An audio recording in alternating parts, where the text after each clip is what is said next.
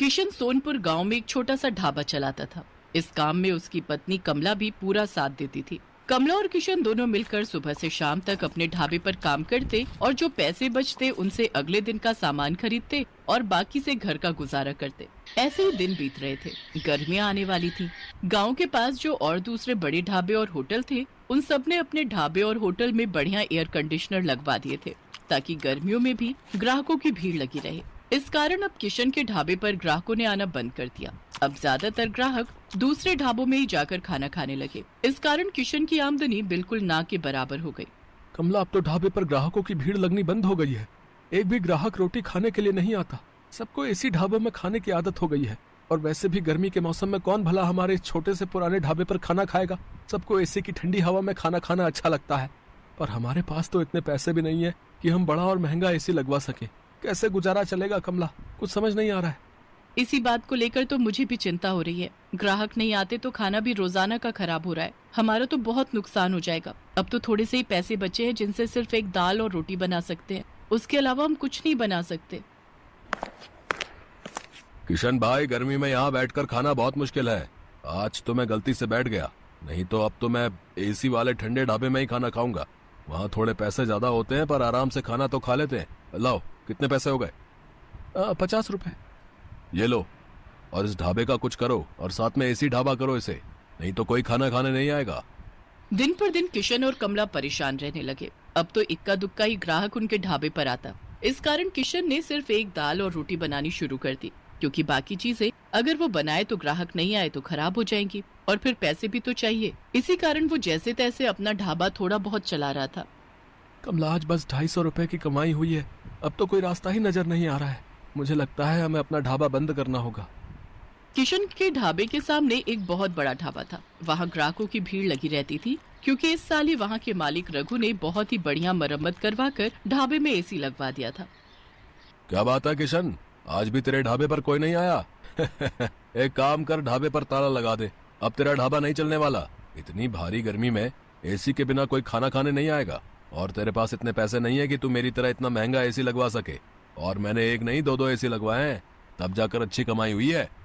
किशन और कमला ने सोच लिया था कि अब इस ढाबे को बंद कर देंगे। थोड़ा बहुत राशन रखा था जिससे उन्होंने आज का ढाबे का खाना बना लिया था।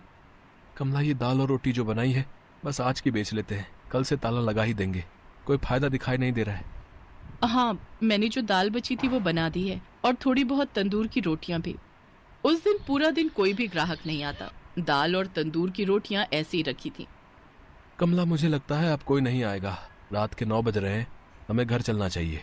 सामने रघु के ढाबे पर भीड़ लगी हुई है, तो भला यहाँ कौन आएगा?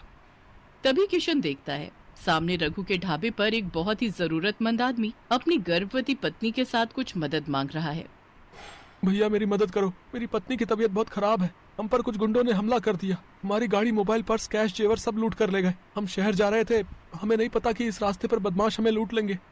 ओ भाई, ये कोई खैराती धर्मशाला नहीं है जो तुम्हें मुफ्त में यहाँ रोक लूं।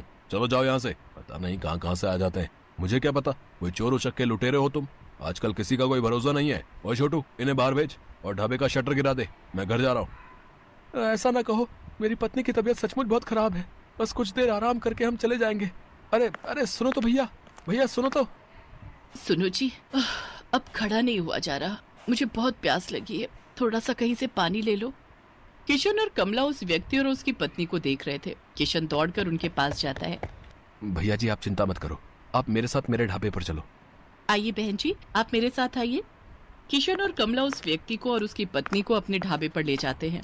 साहब, ये दाल और रोटी आप खा लो, यहाँ कोई चिंता वाली बात नहीं है। पता नहीं, हम तो पहली बार इस रास्ते से गुजर रहे थे।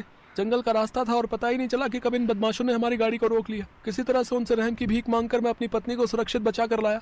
मुझे धन दौलत की कोई कमी नहीं है। बस मैं तो कुछ देर आराम करने के लिए वहाँ सामने के ढाबे से मदद मांग रहा था, पर उन्होंने तो मेरी बात पूरी सुने बिना ही मुझे मना कर दिया। मैं अगर आज कुछ देर वहाँ रुकता तो अगले दिन अपने नौकर के हाथ पैसे भिजवा देता।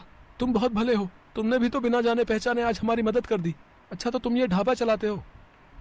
साहब, चलाता तो हूँ, पर आज मेरा इस ढाबे पर आखिरी दिन था। मैं इस ढाबे को बंद कर रहा था। शायद आपकी किस्मत में आज मेरे ढाबे की रोटी खाना लिखा था। किशन अपना सारा दुख उस व्यक्ति को बताता है। चिंता मत करो भाई, अब तुम्हें इस ढाबे को बंद नहीं करना पड़ेगा। मेरा नाम वीरेंद्र सिंह है, मैं शहर का जाना माना व्यापारी हूँ मेरे पास भगवान का दिया सब कुछ है, बस एक औलाद की कमी थी, वो भी भगवान ने हमारी झोली में खुशियाँ देकर पूरी कर दी। आज मेरी पत्नी की तुमने बहुत मदद की है, अब उसकी तबीयत में भी सुधार है और हम पति पत्नी सुरक्षित घर पहुंच जाएंगे। इससे बड़ी और क्या बात होगी। सुषमा, अब तुम्हें कैसा लग रहा है? मैं बिल्कुल ठीक हूँ जी। कमला ने मेरी बहुत देखभाल की है, अब मुझे बिल्कुल ठीक लग रहा है। अब मैं सफर कर सकती हूँ। किशन, तुम चिंता मत करो, मैं कुछ दिनों में तुम्हारे पास आता हूँ। तुम्हारे इस ढाबे को एसी ढाबा बनाने की जिम्मेदारी मेरी है। किशन और कमला की खुशी का ठिकाना नहीं था। उन्होंने किसी मजबूर की सहायता की तो भगवान ने उनकी सहायता की। कुछ दिनों बाद जब वीरेंद्र सिंह लौटता है तो उसके हाथ में एक मिठाई का डिब्बा था। उसकी पत्नी के बेटा हुआ था।